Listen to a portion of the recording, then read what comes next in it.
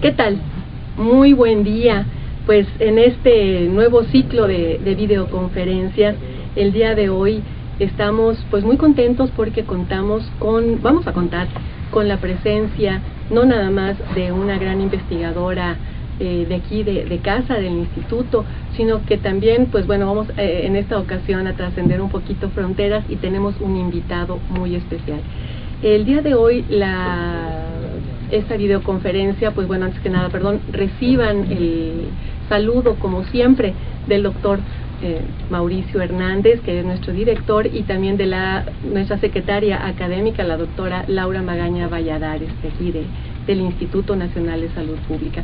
Pues bien, continuando como les comentaba yo, en este esfuerzo de trascender fronteras y de estar siempre a la vanguardia en estos temas que afortunadamente pues bueno, son de interés general y son de interés en particular también de un sector muy importante de personas que en esta ocasión van a tener una videoconferencia muy interesante, de los que somos de alguna manera pasivos y de los que son activos. Me refiero al tema de hoy, que es modelos de simulación de las políticas de control de tabaco.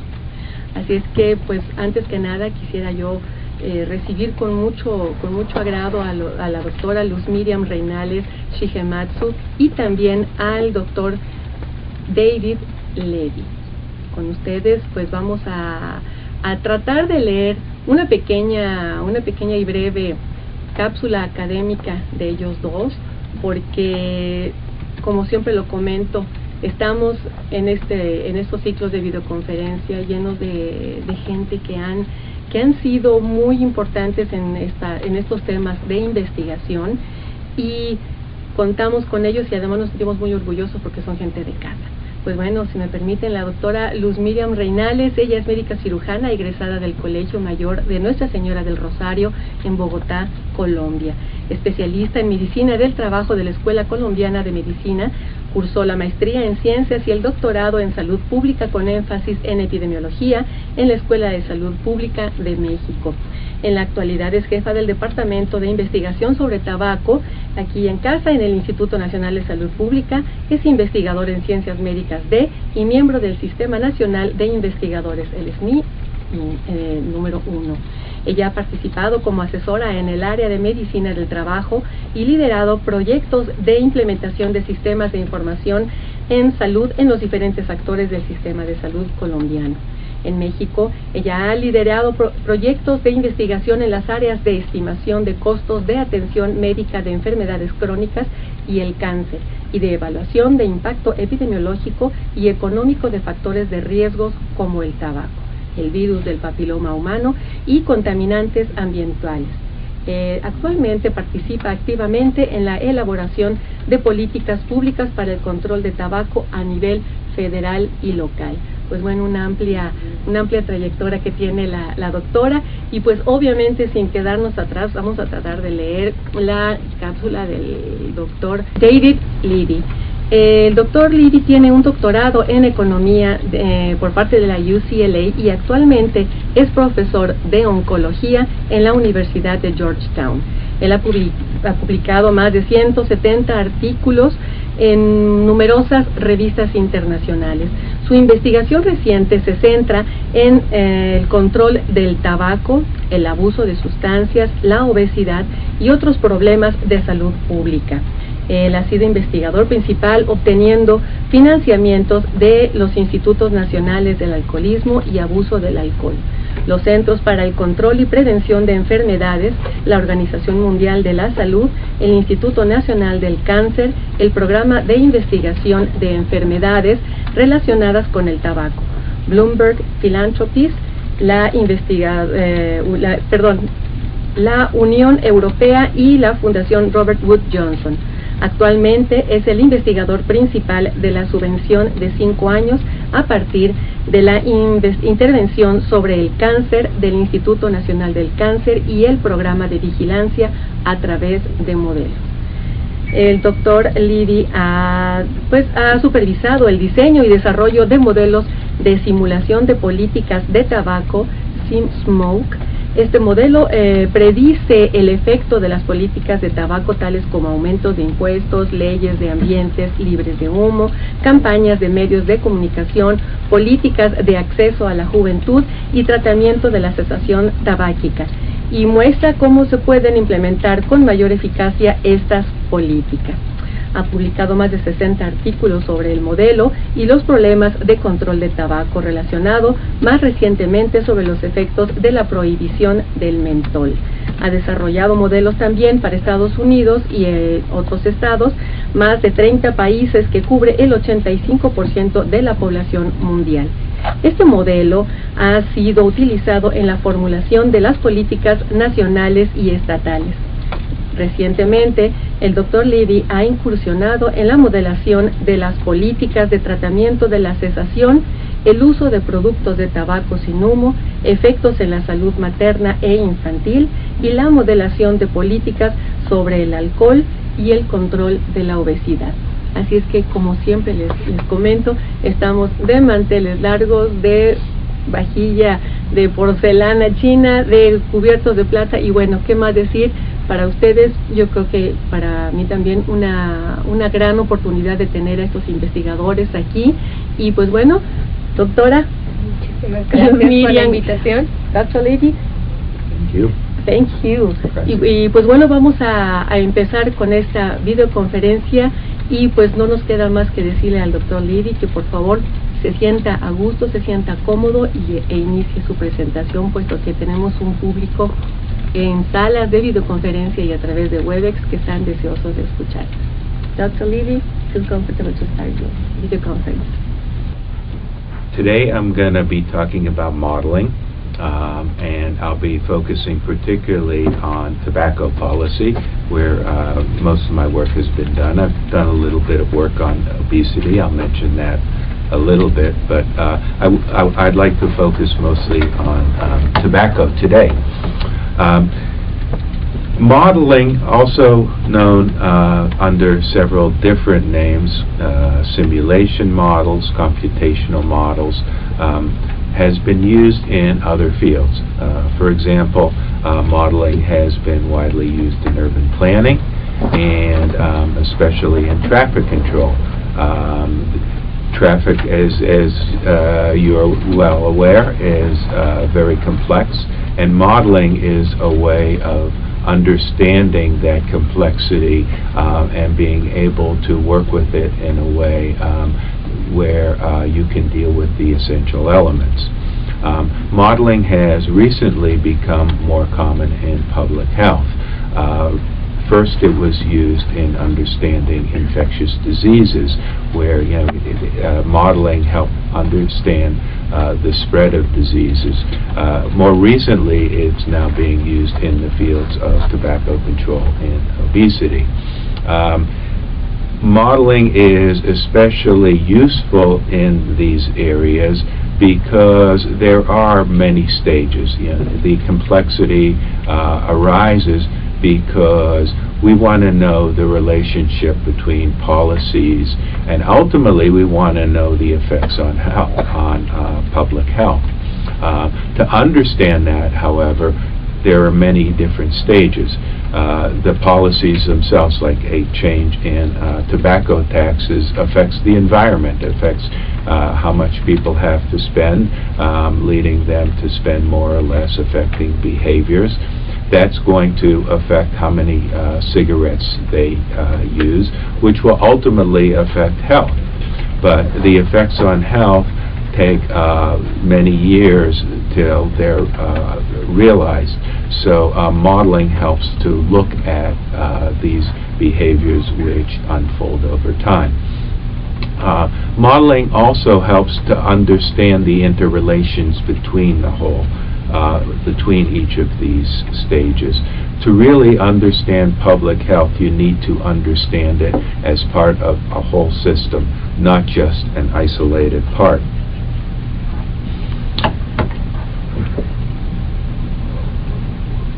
I think probably, in my view, what's made modeling particularly useful is it's provided a way of bringing together information from many different sources. When we do a statistical study, we usually do a study that considers the interrelationship between one part of the system. For example, we look at the effect of a tax. We see how that affects spending on cigarettes. We don't look at necessarily how long it takes to quit, and we definitely it becomes very difficult to look at the effects on health. So modeling provides a way of bringing together different information. The relationship between taxes and spending, the relationship between spending and cigarette use, and ultimately the relationships between cigarette use and health. It provides a structure. It also allows us to consider different aspects of the system. For example, if we increase taxes by $1, we might see one effect. If we increase it by another $1, there may be a different effect. It may be larger, it may be smaller. We call these nonlinear relationships. Oftentimes with policies, we need to see them not just done in a small way, but a large way before they have important effects. Also, the effects of one policy may depend on other policies that are in effect. For example, the effects of a tax may depend on whether there are other policies, such as educational policies. The way the effects occur over time, it becomes very important also. They may occur within a couple of years. That may take many years until they fully have effects. And then the effects may depend on other actors within the system. Public policies are conducted by government. The tobacco industry can react, and when they react, that can affect the way the policy affects behaviors, and we call that feedback loops. So all of these things are part of a larger system, and a fairly complex system, and this is where modeling helps us not only be able to predict, but also to understand better how policies work in this larger system. There are two types of models usually that are discussed. The first is macro simulations, where the focus is on groups of individuals. For example, the distinction between current, former, and never smokers may be further distinguished by age and gender groups. And you look at how these effects occur over time. That's called unidirectional causality. If you do have feedback loops in those systems, we call it systems dynamic. And that would allow, for example, for the industry feedbacks into the system. The other type of modeling is known as micro simulations. Here, the modeling is in terms of individuals. Usually what's done is you try to get a structure where the individuals are representative of the population, and the way you do that is you get distributions and then have random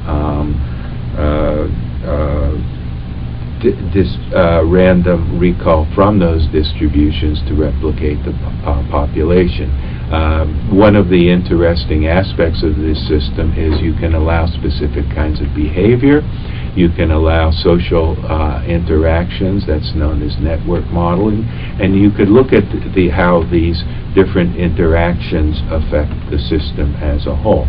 Increasingly what's been recognized, for example, as I mentioned before, in infectious diseases, it spreads throughout the population.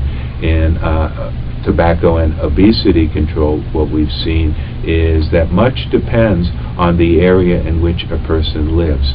And we refer to this as social networks, and this is very important in understanding the use of tobacco. So why focus on tobacco? Well, tobacco control is one of the areas where we've seen one of the greatest public health stories. What I'm going to try to do today is to show you the immense impact that tobacco control has had. And what makes it particularly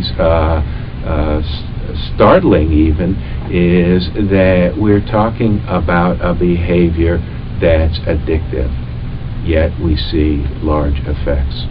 The other aspect of smoking that I think makes it interesting is that there is the more direct link to health. There's been many studies, and they found very clearly that when you begin smoking, how much you smoke, age you quit, and so on, are very clearly linked to health outcomes, in particular to lung cancer, but also to heart disease. In comparison to obesity, the interactions are much more complex. The health effects depend on nutrition, what you eat, your eating habits over the course of your life, and also your exercise. I'll be focusing on a model which I started developing about 15 years ago, and it's known as SimSmoke. SimSmoke is a macro model, or what's also called a compartmental model, and looks at the dynamics of smoking rates, categorizing smoke, current, former, and never smokers over time, and how that affects smoking attributed deaths in a state or nation, and then looks at the effects of policies on those outcomes. And I think it shows in a very special way how modeling can be used to look at complex systems. What we've tried to do in SimSmoke is to take into account the way in which the policy is implemented, different effects by age and gender. More recently, we're looking at different effects by socioeconomic groups also, and also the length of time that the policy is in effect, and finally how the policy depends on other policies in effect. So again, SimSmoke looks at a system in stages. The first stage is the policies, and we focus so far on the main policies which have been shown to affect smoking cigarette use, and those are taxes, clean air laws, media campaigns, marketing restrictions, warning labels, cessation treatment policies, and youth access. And we've tried to look at it in a very systematic way, how it affects the attitudes and norms in a population, and also the opportunities. Now, these effects occur on smokers, but this leads the effects that this has will depend on relative risks. So we've also modeled the effects on smoking attributable deaths. We've looked at those deaths in total. We've also looked at them by type. We've looked at lung cancers, other cancers, heart disease, stroke, and COPD. These are the main health effects, although there are many other health effects also that people are looking at now. For example, effects on diabetes, effects on even fertility issues. Recently, we've also looked at how smoking affects maternal and child health outcomes. These are particularly important because when a mother smokes, it affects the child, and that child will then, if they're born with a low birth weight, the effects can carry through their entire life, which is not only tragic from a health point of view, but also means very high economic costs. So again, the focus is on policies. And when we developed this model, we first looked at the evidence from the literature. We looked specifically at the effect of tobacco policies, but we also looked at other risky behaviors.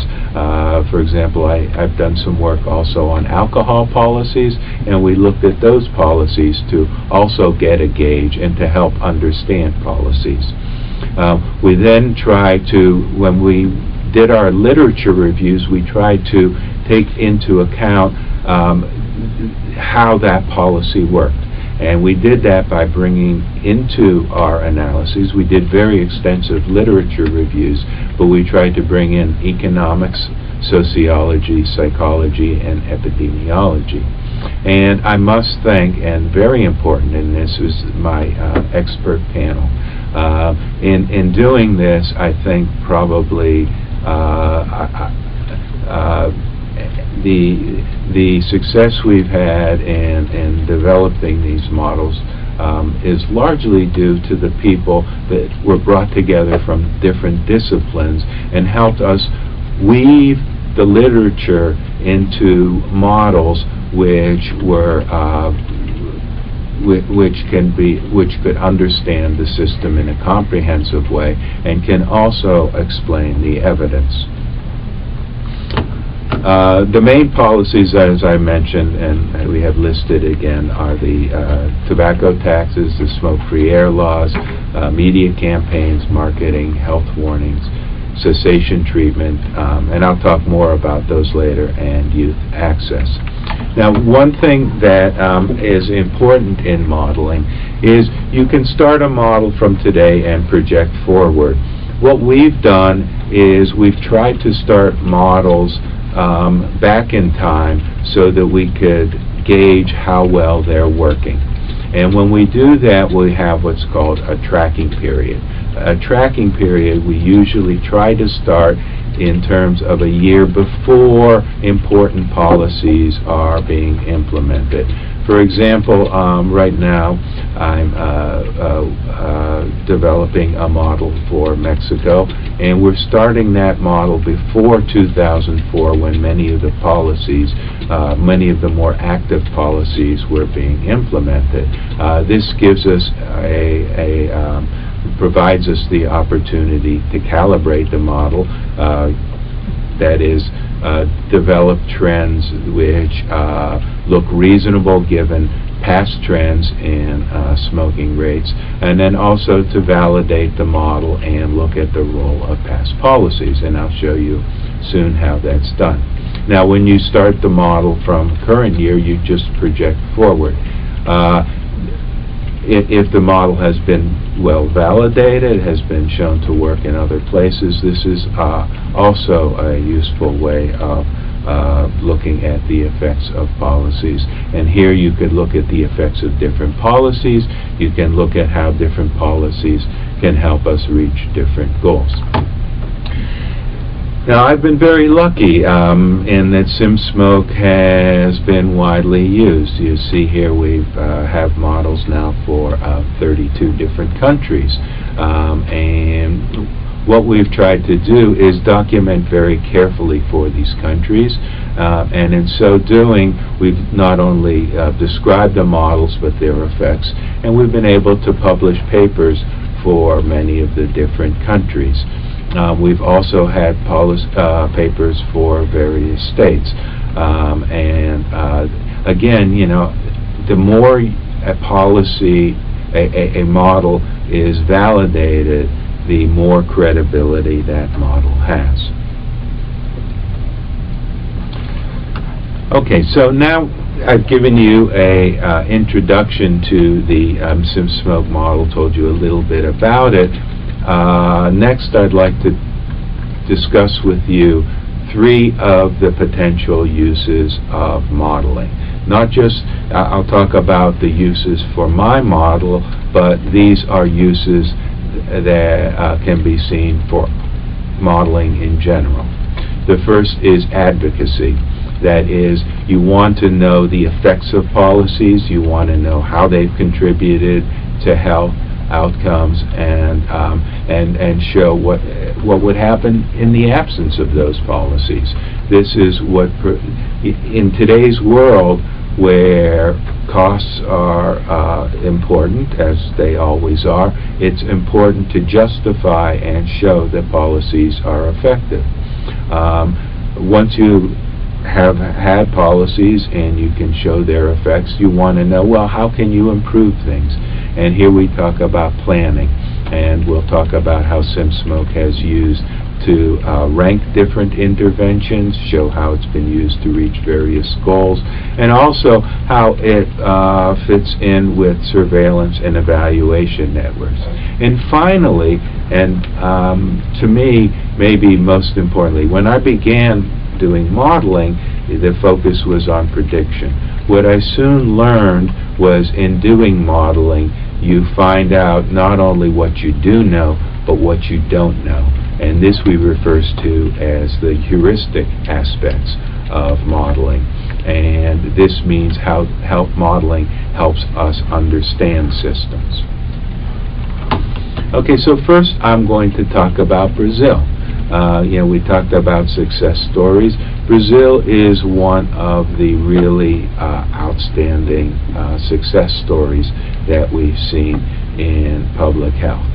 Now, what we did when we developed the model is we first developed a model, and we saw how well it predicted. And the model predicted very well. We started the model in 1989, which was before major policies in Brazil. And then we had data for later years, and we saw that the model predicted well. It predicted well. We had data for 2003. We then had later for data for 2009 and 10, and the model did very well. Once we saw that the model did well and predicted policies, we went back and looked at what would have happened if those policies had not been adopted. And we call that the counterfactual. What would have happened in the absence of the policies? We then compared what happened in the absence of policies to actual policies, and that gave us an idea of the effect of different policies. And then we used that to look at the impact of policies on deaths due to smoking. Here we see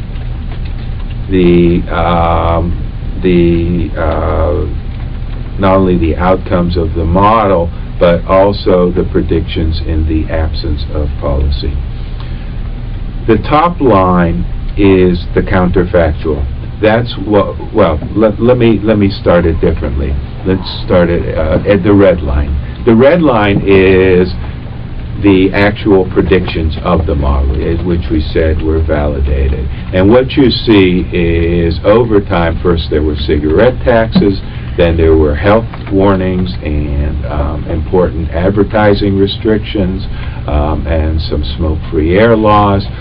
Then you had youth access policies and stronger laws, further increases in taxes, and then finally you had some very strong smoke-free air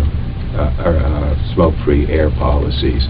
And you see that when the policies occur, there are large reductions in the smoking rates. And again, when we looked at the data, we found out that the predictions of the model coincided well with that data.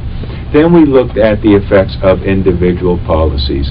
The second line from the red line up is the blue line, and that was the effect of prices alone. We see that prices alone explain a large part of the change. This is not unusual. Pricing policies have been important in many different countries. As a matter of fact, I would say that in all the countries where we've seen major improvements, we've seen large increases in price through taxes. The top line shows a very slight decrease in smoking rates over time. That's the counterfactual. That's what we would predict would have happened in the absence of policies. And if you look at most countries, what you see is a very slow decline in smoking rates if policies are not implemented. Doing this exercise, we were able to distinguish the role of the different policies. And what you see here is that the biggest effects come through price. And again, this is very typical. But you also see big effects through advertising restrictions and smoke-free air policies. And it's become now a conventional wisdom that these policies, as well as media campaigns, are the essential policies in explaining which countries have been most successful. What we have here is, this shows the effects in the previous slide, where we saw graphically the effects of smoking on smoking rates. And what we have here is the specific numbers. We have the predictions of the model with actual policies. We also have the counterfactual, which is again the effects in the absence of policies. What you see here by looking at the top part on smoking prevalence is that we predict by 2000 there was a reduction in smoking rates of over 27% as a result of policies, and that reached about 46% by the year 2050. Now, you also notice here we have upper and lower bounds. When we do modeling, we take into account that there's uncertainty in our predictions. So the range we have here gives our best estimate of the range of plausible effects of policy, and what's suggested here is that the effects are between about 28% and 66%. Finally, we have the effects projected out to the year 2050, and we project that policies implemented between 1989 and 2050 are responsible for almost a 60% reduction in smoking rates. We predict that out by 2050, smoking rates will be 10% compared to the 17% where they were in about 2010. Now, based on the actual policies and the counterfactual policies, we're able to also use standard methods of epidemiology to calculate the number of deaths that can be attributed to smoking. And these are shown in the bottom half of this table. And you see that by 2010 we project about 5 million deaths due to smoking, and by 2050 about 13 million. But in the absence of smoking, what we would project is that there would have been by 2050 about 20 million deaths.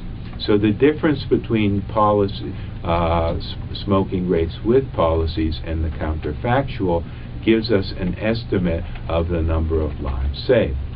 So what the model predicts is about 400,000 lives saved by 2010. Now, what we need to understand is when people quit smoking, they still have risks. And it's only slowly over time that we see the primary benefits. And when we look at the effects by 2050, we see almost 7 million lives saved. Again, an example of the tremendous effects of public health and of tobacco policies in particular. We also projected out the number of maternal child health outcomes avoided. And you see here that we predict that 704,000, or almost 705,000 low birth weight babies have been avoided as a result of the policies.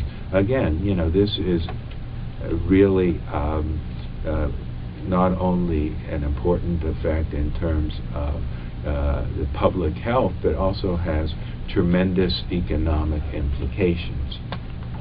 Okay, so I've shown you the effects for Brazil.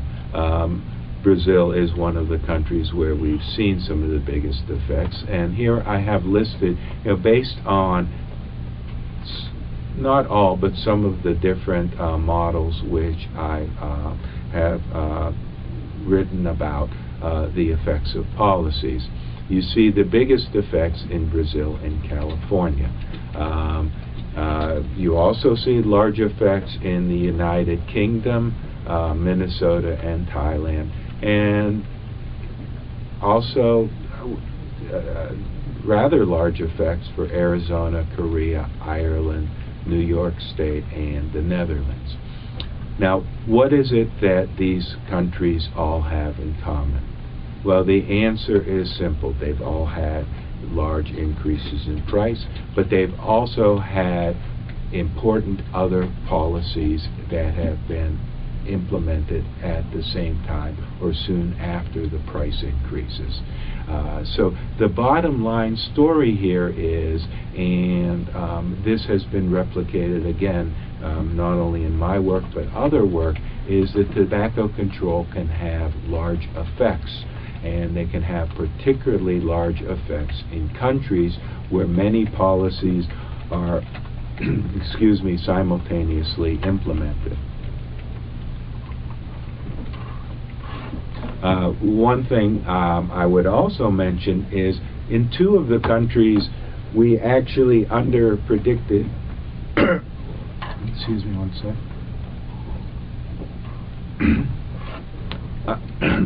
We under-predicted the effects of policies, and those were Brazil and the United Kingdom. And what stands out about these countries is that they had very innovative policies. Brazil had very striking, they've led the world in health warnings. The United Kingdom has had a very comprehensive cessation treatment policies, and as a result, the effects are even better than what my model has predicted. Okay, so what do we also learn from these models? Well, what we've seen, and now that I've done these models for many different countries, you know, I've seen certain patterns. And the basic thing that comes out of these policies, that if you implement all of these policies and implement them close together in time, you can have large reductions. Now, what we predict, based on the literature, and I think this is fairly conservative, is that you could reduce smoking rates by 50%, perhaps a little more. So this tells us not only what kind of effects policies can have, but also that we may need other policies. And I'll talk a little bit about some of the other potential policies that we might think about. For example, improved cessation treatment, and also to alter the tobacco products available, that is in terms of their availability and or their contents. Now I'd like to move on to planning, and what I'd like to talk about first is monitoring systems, and I want to show you an example from the United States, because this is something I often see, and that is, you know, when I do a model, I compare it to the data, and here you see the predictions that I've done for one of my models, that is for Minnesota, and you see that the data is kind of what we would say all over the place. Different surveys give different predictions.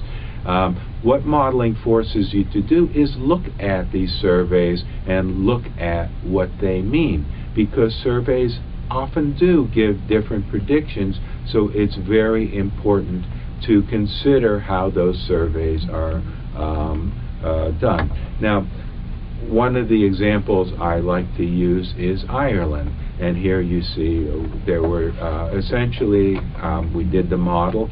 The blue line represents the model. And then we had two different sets of surveys. We had, the red is one set of surveys known as the OTC. It was done yearly, so it was very useful in validating the model, and we did quite well according to that data. Now, we also had a survey known as the standard, looked at living standards, and that's referred to as the SLAN model. And you notice that we were above for 2002, and our predictions were above. And the top X is the data that I was originally presented when we look at how well the model is doing, and that was the SLAN data for 2007. And according to the SLAN data, it appeared that smoking rates, despite the fact that Ireland had some very important policies, and Ireland is known for its smoke-free air law policies. They also had major increases in taxes. It seemed like the model wasn't doing very well. We were predicting rates below the level. So I went to Ireland and I discussed the model with them, and they told me that there was a very important change in the surveys and how they were conducted between 2002 and 2007. And that important distinction was that they started including cell phones. And in Ireland, during this period also, there was a large in-migration, particularly from Eastern Europe. And so what we did was we looked at those particular individuals from Eastern Europe, and they did have very high smoking rates, and so in a sense we weren't comparing things correctly over time because the way the survey was conducted had changed. So what we did was we took out this group because they were a new group in the surveys, these recent immigrants with high smoking rates, and lo and behold, the model predicted almost exactly on target. And I show you this not so much to show what SimSmoke is capable of, but the importance of looking at how surveys are conducted. And in Mexico, again, you have many surveys, and they ask many different kinds of questions. Like, for example, a survey might start asking, do you currently smoke? A different survey might ask, how many cigarettes have you smoked over your lifetime? These have very different implications, and it becomes particularly important for Mexico, where there are many someday smokers. One of the reasons why I've been particularly excited to work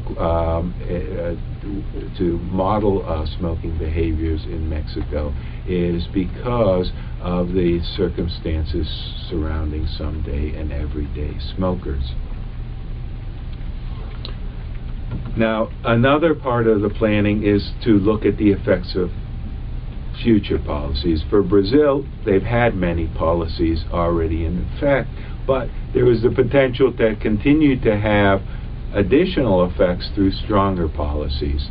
And what we look at here are the effects of a tax increase. It was about 60%. We looked at increasing the tax to about 70%.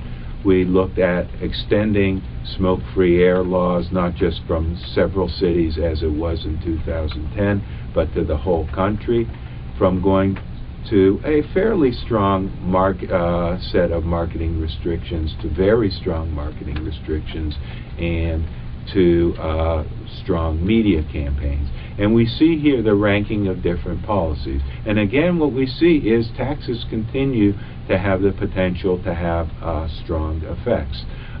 We also see that the big effects can come from implemented implementing many policies simultaneously.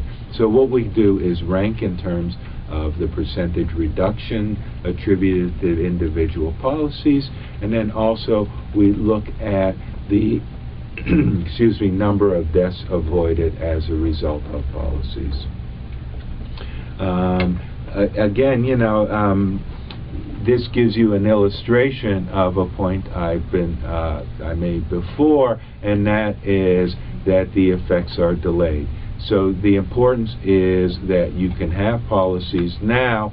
You will see effects on smoking rates, but the primary effects on health are in the future. And that's particularly true of cancers, less true of heart disease and child health outcomes where the effects are immediate. If a woman does not smoke while pregnant, it greatly reduces the likelihood of adverse outcomes such as low birth weight babies or preterm births.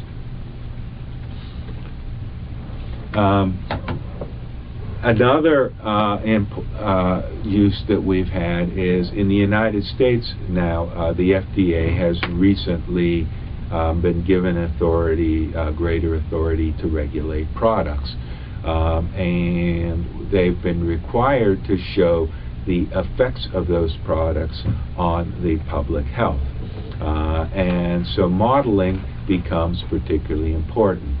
One of the first things they considered was banning menthol. And menthol is of particular importance because it's smoked by youth.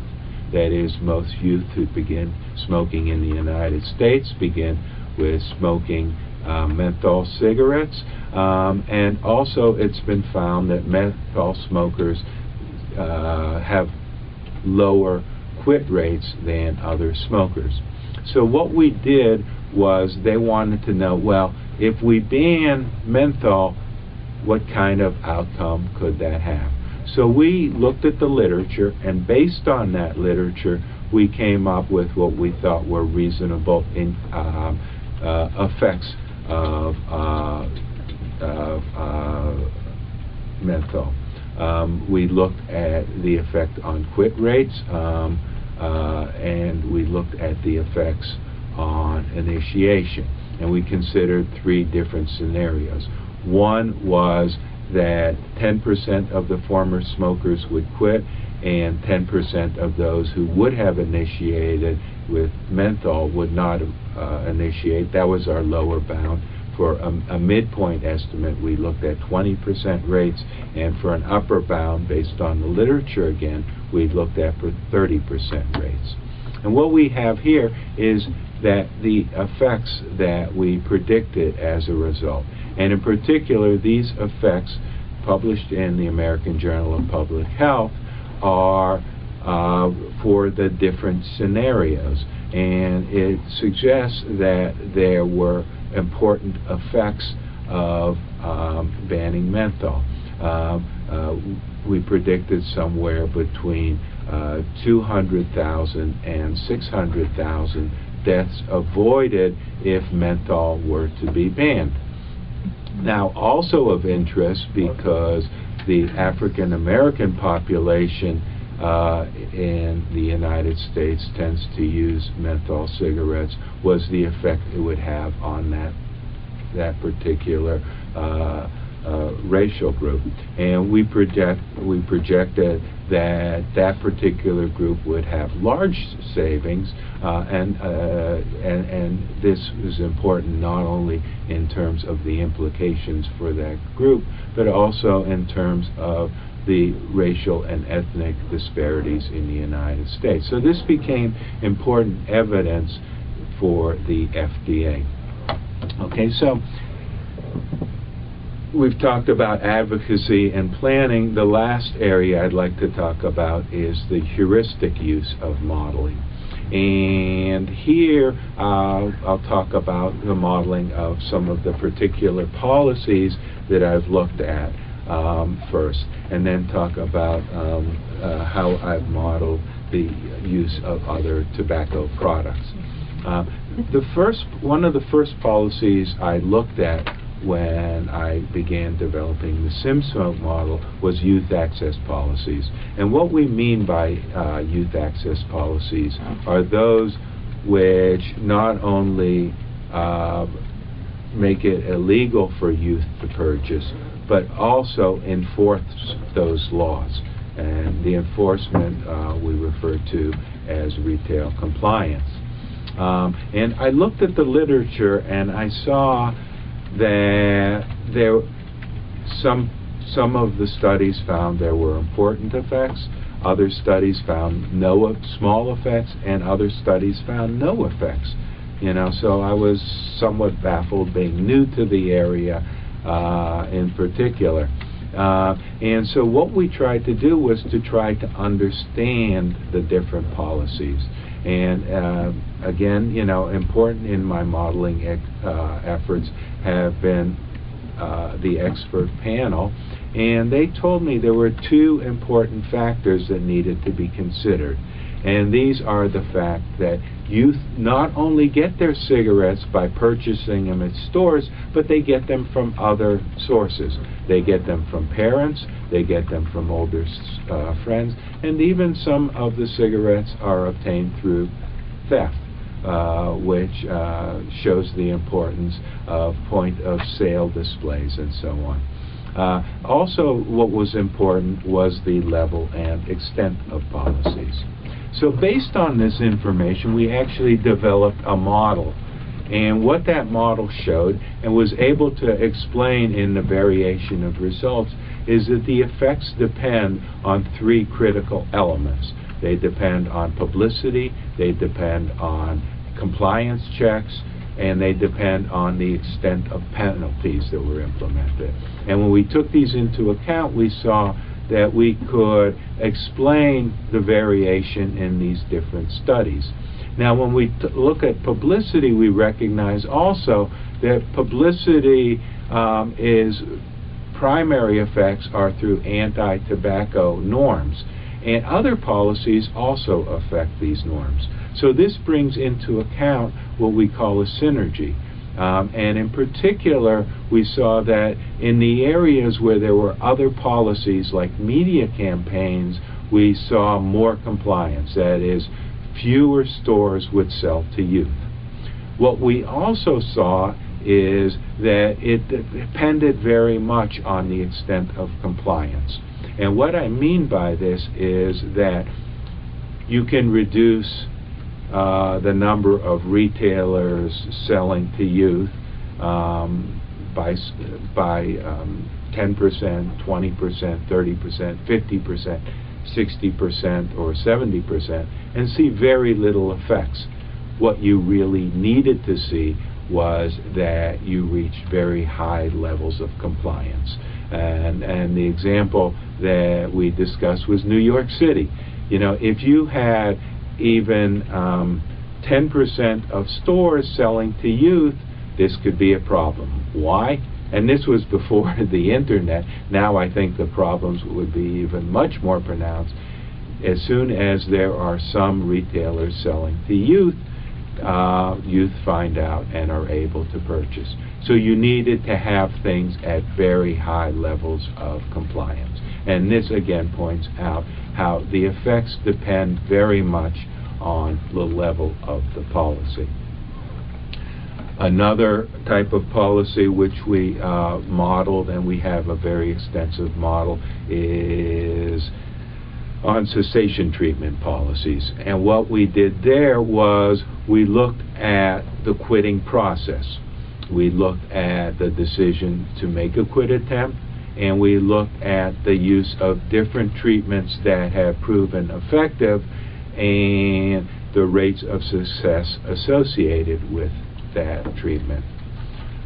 So this was our underlying model, and then over that we have supplanted the effects of particular policies. And the particular policies we looked at were those of the different types of treatment available, that is, whether there's nicotine replacement policy, and we consider whether it's available over the counter or by prescription, And then we also considered two types of treatments that are usually only, in most countries, only by prescription, and that's bupropion and varenicline.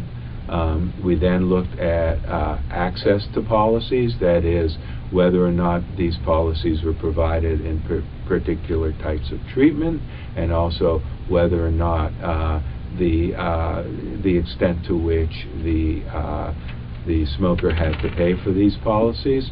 Then we looked at quit lines and brief interventions, that is, the involvement of the healthcare providers, that is, whether or not they gave advice to quit, and also the use of web-based treatments.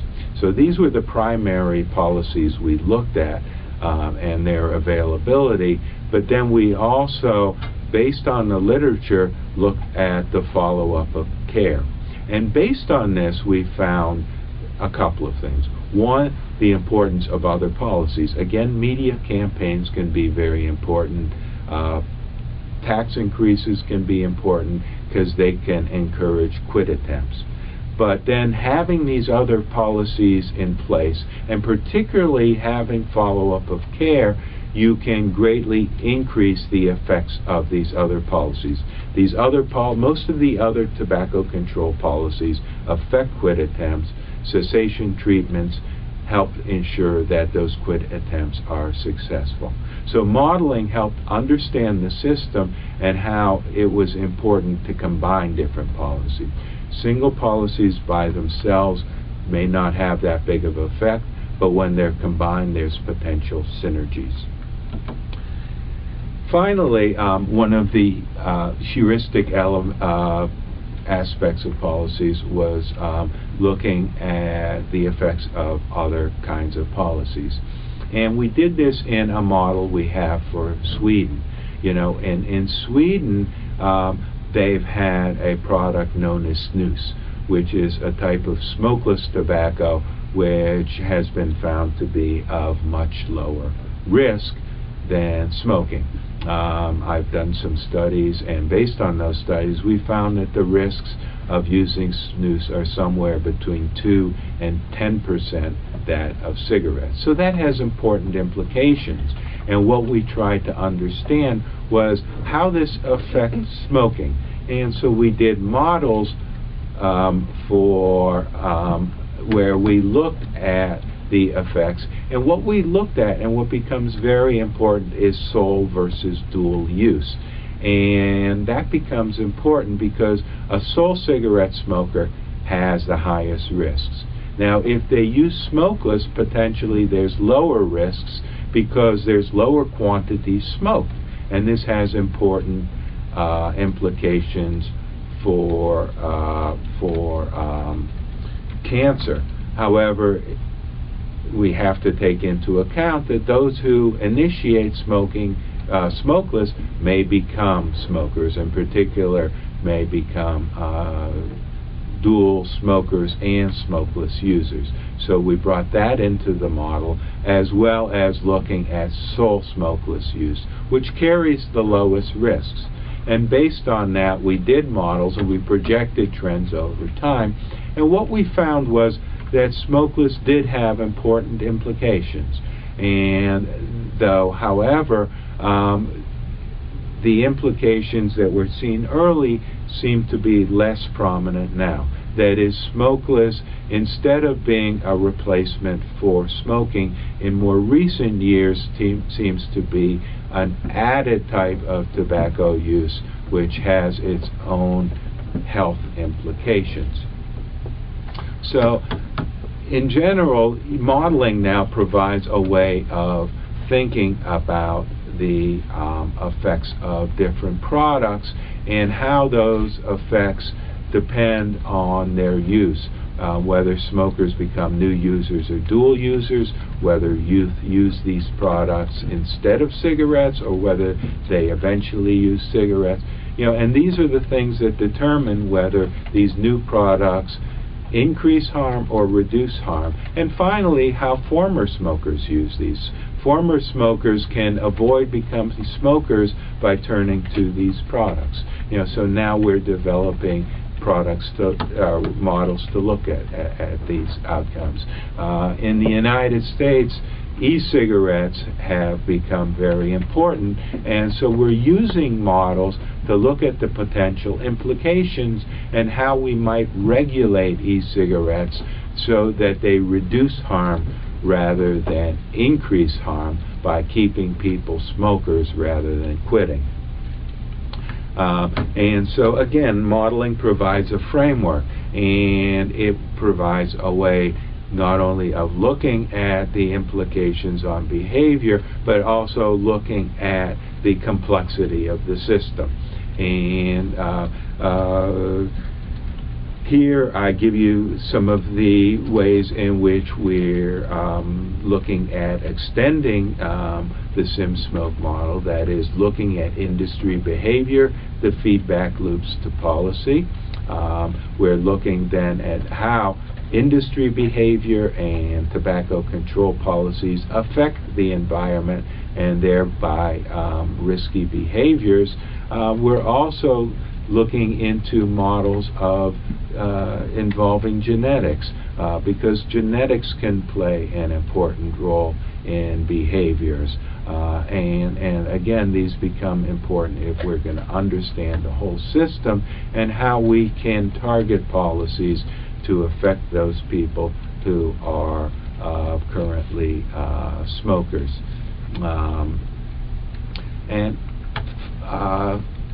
Final point that I'd like to bring into, that I'd like to make, is that I've talked about one model, a model now that we've seen applied to many different countries. So, I hope you, I think it's a model where, we've had more experience, and I've tried to share those experiences. Much of the modeling has been done as part of a group called SysNet, and this is a group of cancer modelers. And what we have emphasized, and what becomes very important in modeling, is that modelers are very document their model very carefully. They document the data they use, they document the assumptions that are made, they provide confidence intervals, and they make this information publicly available. In efforts, I'm sure, of the FDA in the United States and in general on modeling efforts, it becomes very important to compare the results of different models, because different models make different assumptions, and by comparing different models is the only way to really get a good gauge of the likely effects that can be seen. So my parting message is not only that models are important, but you use different models, you compare those models, and you use those models not only to understand policies, but also to provide a basis for sound decision making. Thank you.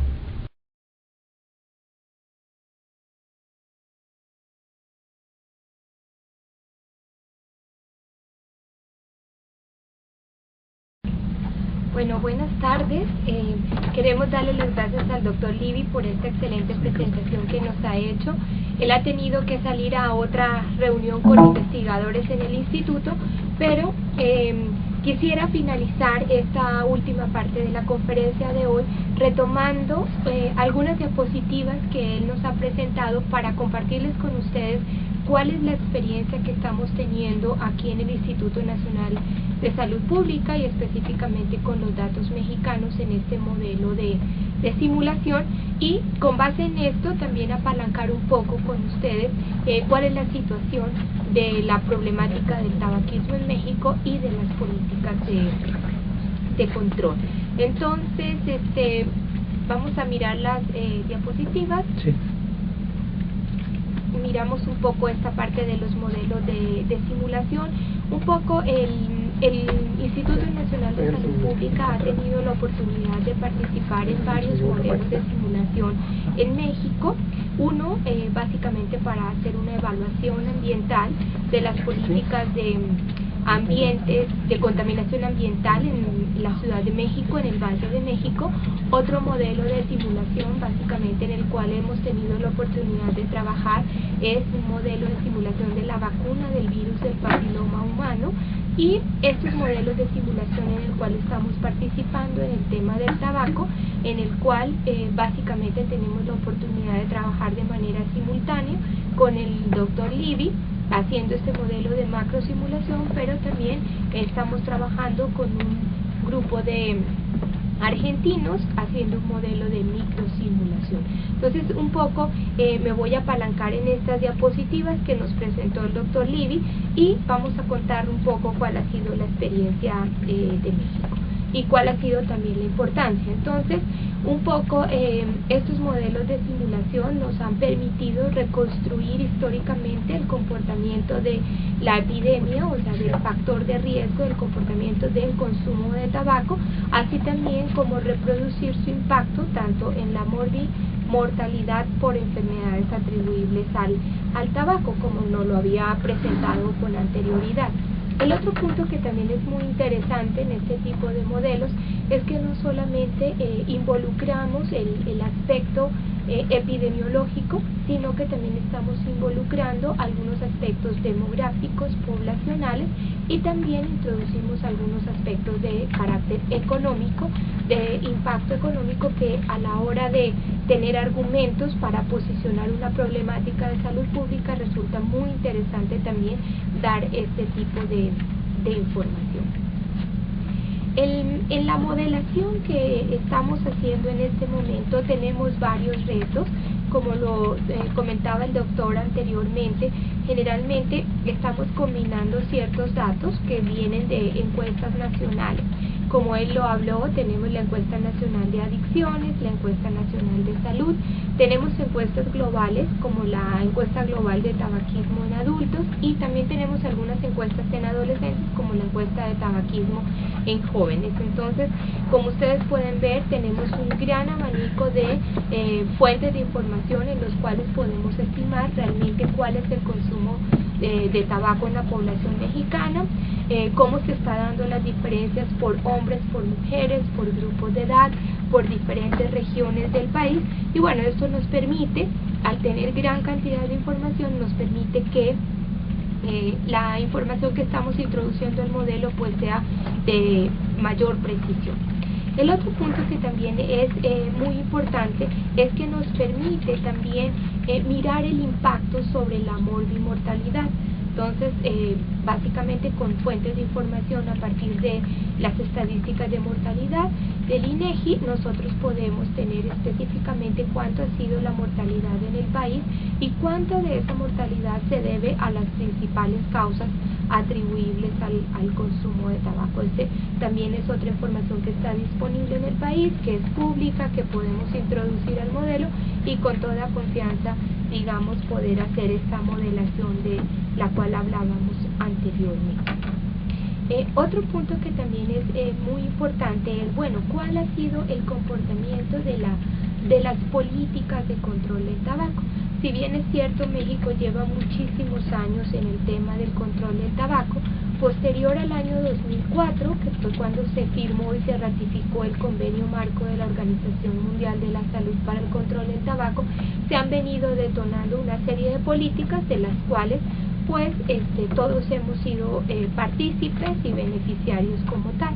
En el 2008 tuvimos una modificación, una nueva ley, la Ley General para el Control del Tabaco, que es de carácter federal y en la cual se regulan, digamos, algunos aspectos que considero que es muy importante tener en cuenta y que vamos a discutir. Entonces, lo que nos va a ayudar este modelo de simulación es a evaluar cuál ha sido el impacto y cuál ha sido el efecto, tanto en términos epidemiológicos de morbimortalidad, en el haber aplicado este tipo de políticas a nivel nacional. Este SIM-SMOKE es, como lo habíamos hablado anteriormente, es un modelo de simulación macro en el cual estamos trabajando con 3 grupos importantes, los fumadores, los exfumadores y los que nunca han fumado. Ese es un punto muy importante para definir en todo modelo de simulación y en este caso particular. Vamos a tener datos desagregados por género, hombres y mujeres, dado que el comportamiento de la epidemia difiere en estos 2 grupos, y también vamos a tener el comportamiento en los diferentes grupos de edad de la población. Como ustedes saben, las tendencias de las encuestas nosotros observamos, si bien es cierto, las tendencias de las encuestas nos dicen que la epidemia se está estacionalizando, se ha reducido en algunos grupos poblacionales de adultos, como es en el caso de los hombres. Si nosotros tenemos una perspectiva solo de los adolescentes, estamos viendo el caso contrario, donde hay un incremento del consumo en este grupo poblacional y donde nos llama muchísimo la atención que las mujeres están fumando, digamos, a la misma proporción que lo hacen los jóvenes. Entonces, esto es muy importante modelarlo, porque el impacto que vamos a tener en términos de daños a la salud, en términos de morbi-mortalidad, va a ser bastante diferente por tanto grupos de edad como también por hombres y mujeres. Este otro punto que también me parece muy importante que debemos tener en cuenta es el de el enfoque básico del modelo. El doctor Levy hablaba básicamente de los marcos conceptuales. Entonces, pues con la revisión de la literatura, tanto a nivel global como también la literatura científica que se ha producido en México, entonces nosotros estamos alimentando el modelo en cuanto a las características de la política, en términos de los impuestos, en términos de ambientes libres de humo de tabaco, en términos de las campañas en medios de comunicación, en términos de la prohibición total de la publicidad, promoción y patrocinio, los tratamientos para cesación y la prohibición de venta a menores y de cigarrillos sueltos. Estas son las diferentes políticas que se están evaluando en el modelo. Luego, como les había hablado anteriormente, a través de las encuestas estamos caracterizando a los que son fumadores, exfumadores, y estamos estimando a través de los riesgos relativos cuánto del total de muertes que ocurren en México son atribuibles al consumo de tabaco, y allí estamos haciendo el análisis no solo a nivel global, sino que estamos viendo las 4 enfermedades más importantes, que son cáncer de pulmón, infarto agudo de miocardio, enfermedad cerebrovascular y el EPOC. Sin embargo, este modelo tiene la ventaja de que también puede predecir el impacto sobre otros tipos de cáncer y el impacto sobre otro tipo de patologías a nivel de la población. Bueno, el otro punto que también es muy importante es mirar cuál es la relación que existe entre las políticas y las prevalencias del tabaquismo. Entonces, si bien es cierto, les comentaba el doctor Levy que tiene diferentes usos este tipo de modelos de simulación, es muy importante que quede claro que estos modelos de simulación se basan en la evidencia científica. Y bueno, una de las ventajas es tener evidencia científica local de México, de tal manera que me permita tener unos inputs de muy buena calidad para poder posteriormente tener unos resultados que se aproximen a la realidad del país o a la realidad donde se está implementando este modelo de simulación. Nosotros aquí en México estamos trabajando con la literatura local, tenemos la asesoría de expertos multidisciplinarios y también estamos incorporando las teorías y los marcos conceptuales desde el punto de vista epidemiológico, económico, sociológico, psicológico, clínico, de un grupo multidisciplinario e intersectorial que está aportando su perspectiva para poder hacer un modelo de este tipo complejo, pero que sea bastante sólido y válido en sus resultados. El otro punto es muy importante. Él hablaba que estos modelos de simulación sirven para hacer abogacía, posicionar el problema con los tomadores de decisiones, con los legisladores.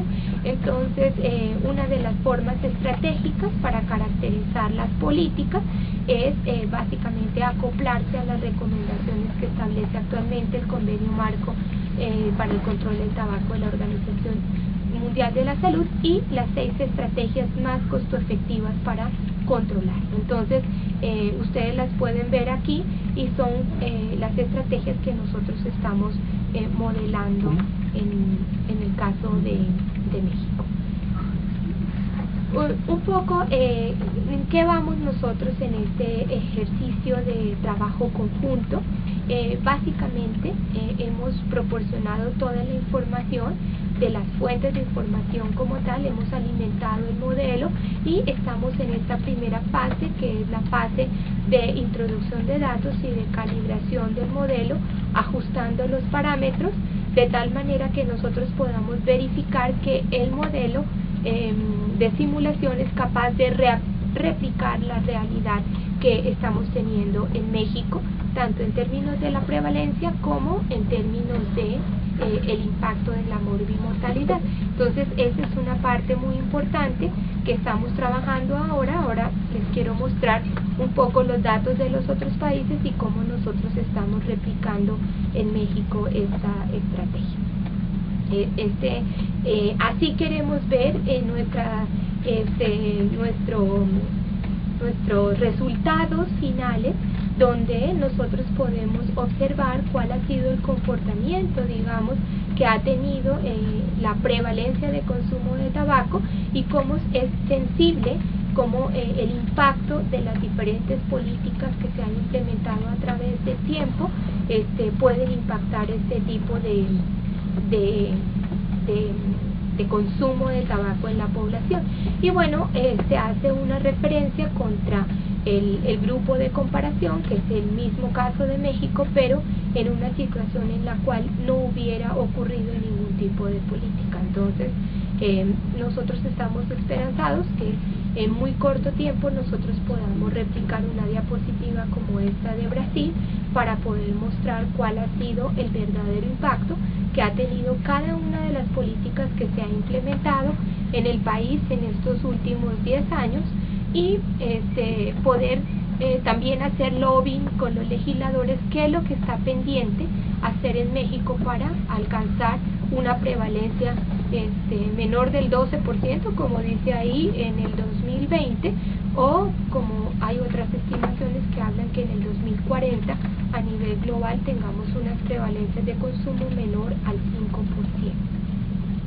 Este es el caso de las encuestas de Minnesota. Quiero decirles también, ahora que me están escuchando de varios estados, que este tipo de modelos se pueden replicar no solo para los datos nacionales, sino que en un momento dado se pueden replicar también para datos estatales, o si hubiese la información tan específica pudiesen modelarse para los casos de algunas ciudades capitales o de algunos municipios como tal. Entonces se puede trabajar a diferentes niveles, no solamente a nivel de un país o a nivel de un estado, también a nivel de un municipio, también se puede trabajar a nivel de una región como tal, o pues se pueden hacer bastantes comparaciones a nivel global. Todo depende de la cantidad de información y de la calidad también de la información de datos que se necesitan ingresar al modelo para que nosotros podamos tener muy buenos resultados.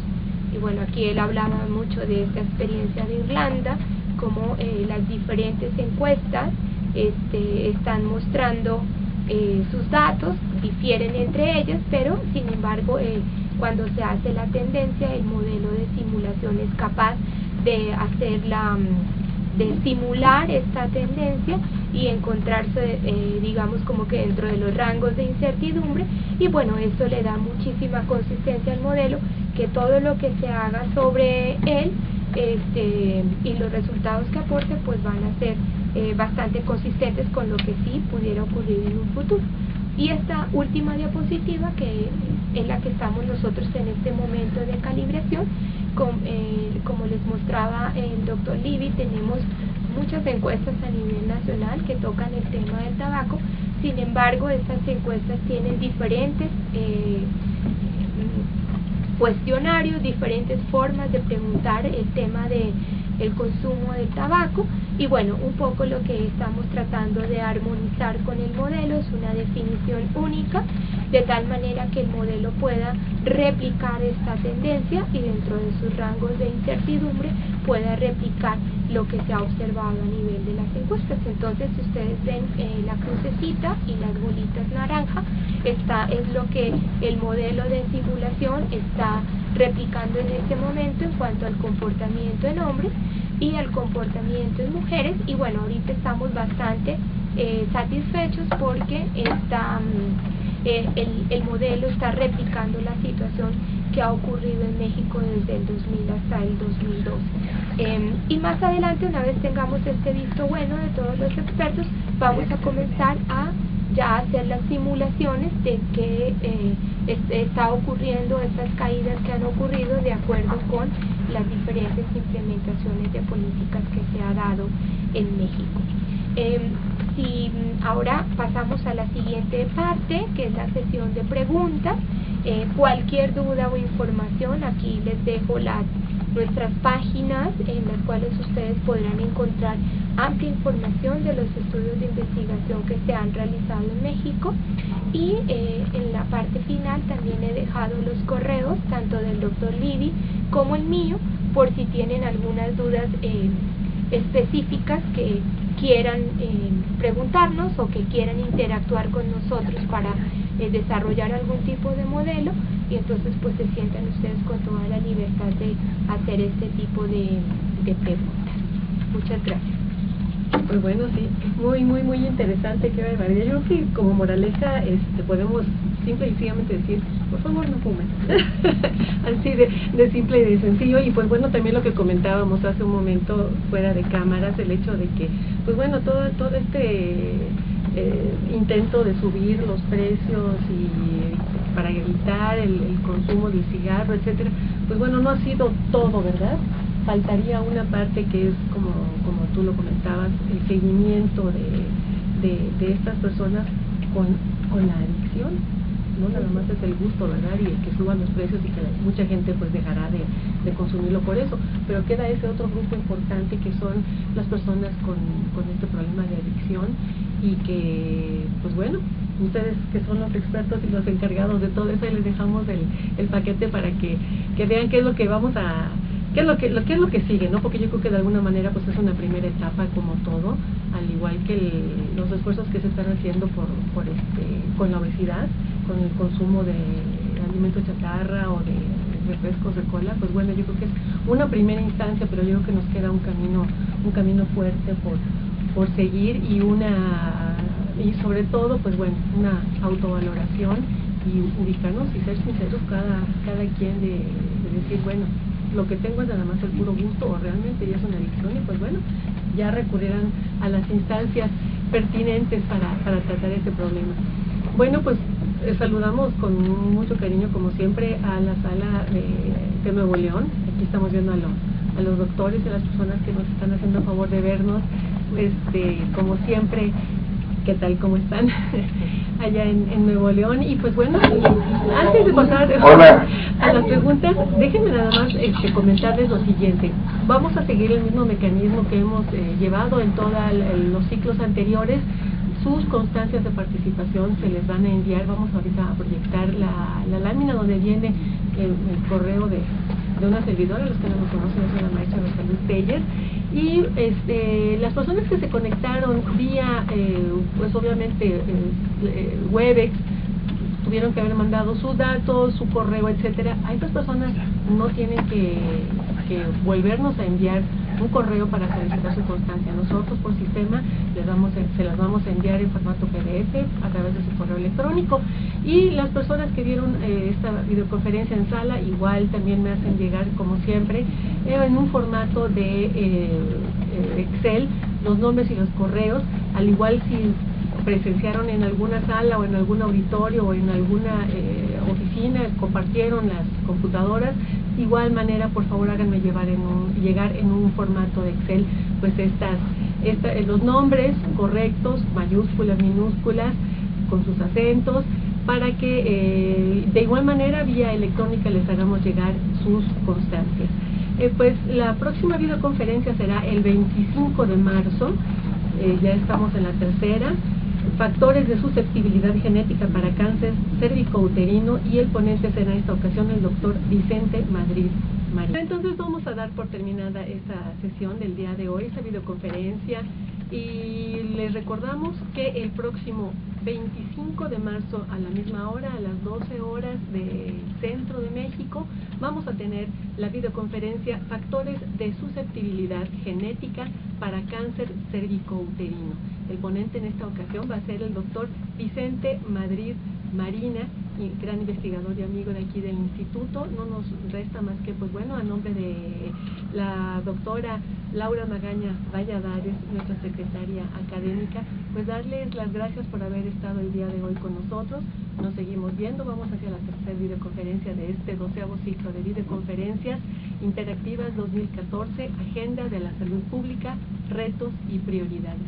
Muchísimas gracias, que tengan ustedes muy buena tarde y muchísimas gracias por haber estado aquí con nosotros. Y bueno, seguimos adelante, que tengan ustedes una muy buena tarde. Gracias.